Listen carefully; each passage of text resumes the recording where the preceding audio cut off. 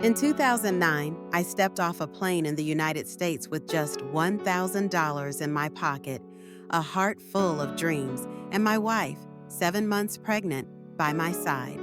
No luggage, no connections, just hope. A journey of 1,000 miles begins with a single step, and that was ours. We were strangers in a strange land, sleeping on the floor of a distant relative's apartment. But that didn't last long. Soon, we were asked to leave.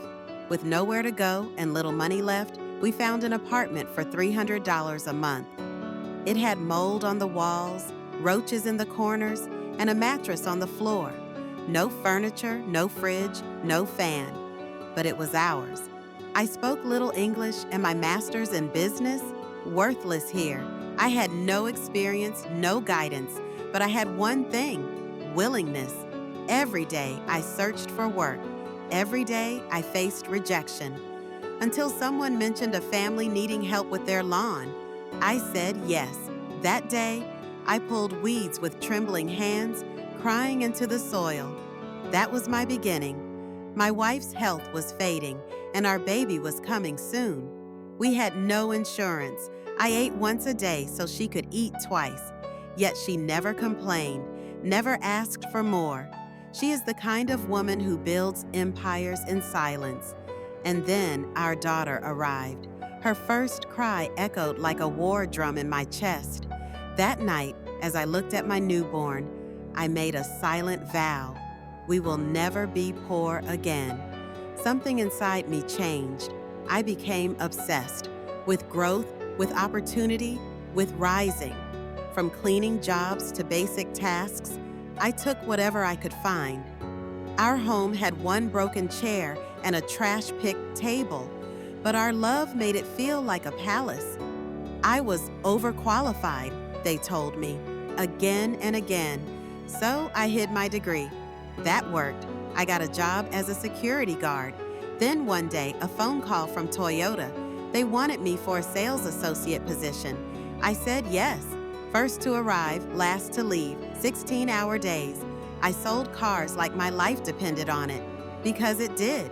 Soon, I won the bronze medal for top certified car sales in all of Northern California. We moved to a better place and bought our first new car. A better offer came. Ford called. Better pay, better title. But I had a fire in me. I didn't want a job. I wanted a business. So I studied. Nights, weekends. I researched women's shoe retail, went to Vegas for trade shows, and worked part-time at a shoe store just to learn the trends. I saved up $25,000 and had a few interest-free credit cards. Then I saw it, an empty retail space in a local mall. My heart skipped. I walked into the mall office and met a woman named Cindy Fox. I told her my story. She smiled and said, "Now your dream is my dream." She gave me 3 months free rent, $700 a month after that, and a no-risk lease. Then came a sharp pain in my back. Emergency surgery, a cyst. 2 days later, I limped into the store. Merchandise was scattered, and my wife, now pregnant again, couldn't help. We were broken, but not beaten. I saw 2 strong boys from a Mexican family. They didn't speak English, so I asked a neighbor to translate. They worked for 2 weeks straight, cleaned, stocked, built. The store was ready, but we couldn't run it. So I hired a jobless man. "Sell, and I'll give you 10%, I told him. November, $8,000. December, $60,000. He made $6,000, and I could finally walk again. The dream had taken its first breath. 2 years later, we opened a second branch, then bought a house, then a building in Sacramento. Today, I own a multi-million-dollar brand and just bought an apartment complex, from a mattress on the floor to multiple income streams. My daughters are 16 and 11 now. They see a man who kept his promise. Wealth is not about money.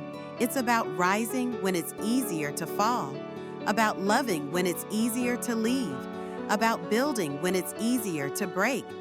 If you're at the bottom, good. That's where the strongest foundations are built. Your dream is not dead, it's just waiting for you to show up.